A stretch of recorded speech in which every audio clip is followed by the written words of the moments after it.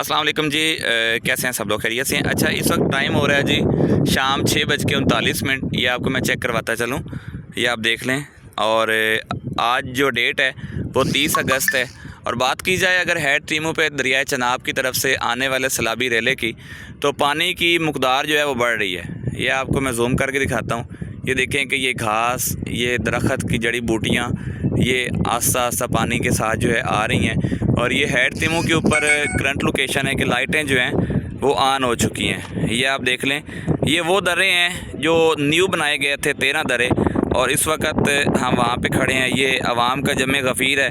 लगता है शायद यहाँ पे कोई ये बिरयानी की देग आने वाली है, या इंतज़ामिया की हम इसको कोताही समझें या क्या समझें, इस बात का मुझे समझ नहीं आ रही। और ये देखें कि ये सामने आप दरख्त देख रहे हैं, ये भी पानी में से आए हैं जनाब। और ये हेड टीमों की करंट लोकेशन है। पानी जो है आस्ता आस्ता बढ़ रहा है। जो 8 लाख क्यूसेक का रेला कहा गया है वो आज रात के किसी पैर या सुबह कल इंशाल्लाह किसी पैर यहाँ पे आएगा।